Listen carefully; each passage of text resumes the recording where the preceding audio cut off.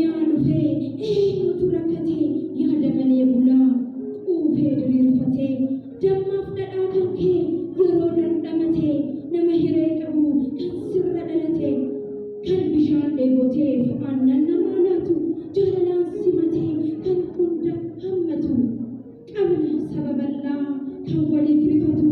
aadaa fi safuusaa kan sirnaan eeggatu kan wal lolee araarsuun aadaa keenya duruu kan wal lolee araarsuun aadaa keenya duruu rakkataaf rifatee kan dhabe gargaaru dogongoraa ofii karaarra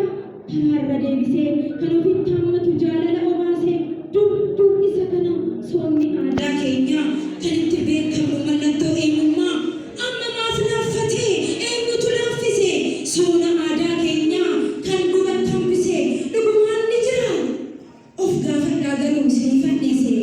waliif yaaduun hafee waliif qoduun dhufee akkanaan bareeddu maqumaan nutti hafee adaaf safuu duudhaa itti nu wal guddifnee kan firaa faalagaa wajjitti jiraanne osoo qabnu sirna ambiin itti hinaafu nutitti wal ta'uu dhabuun keenya safuu oromummaan faaya jaalala mataansaa alagaallee fuudhee ofitti madaqsaa tasuma waloomuuf hin beeku hanqatee maala iyyaan mormoo kan wajjin dhalatee qoodni madaaweedhaaf murameen darbamu wallaalamee fayya sirritti ilaalamu walta'insa dhabuun nuuf maqaa miifafa maaf waladheessinaa nuwatti walitti hafa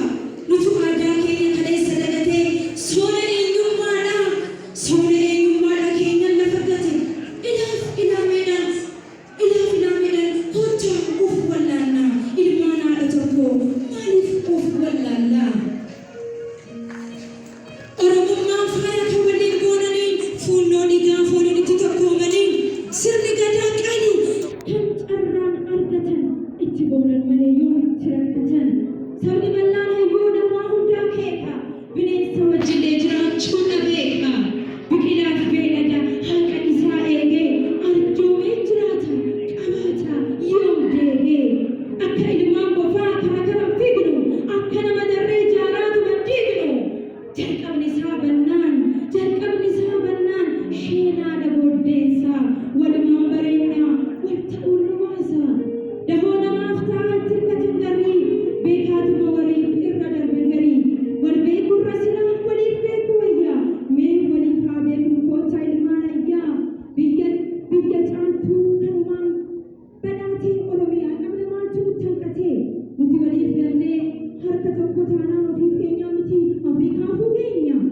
nuti hanqina hin qabnu duris kan ilaalchaa kan daarii uwwisee kan rakkatee filaachaa kan maatii dhabeellee fuunee guddifachaa anbaaf fira waliin as geenya jiraachaa gadaatu nu guddisee gadaadhaan guddanne sirna ilmi namaa jalatti hin miidhamne sirna walqixxummaa ilma namaa tiksuu sirna walqixxummaa ilma namaa tiksuu kan obbolummaadhaan hunda ol jaalachiisu gaaddisa odaadhaa jalatti wal geenye wal dhabinsi jiraannaan bitaaf mirga teenye komii gama namaa sirnumaan dhageenye murree murteessinee araara buufannaa firummaa duraanii daran deebifannaa sirna gadaatiin keenya sirna gadaa sirna dimookiraasii kan birootiin adda sirna uumaa waaqaa jalatti tikfamuu kan addunyaan hundi akka fakkiittu abbaa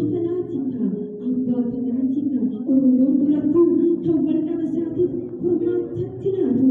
gaaddisa jalatti seeratu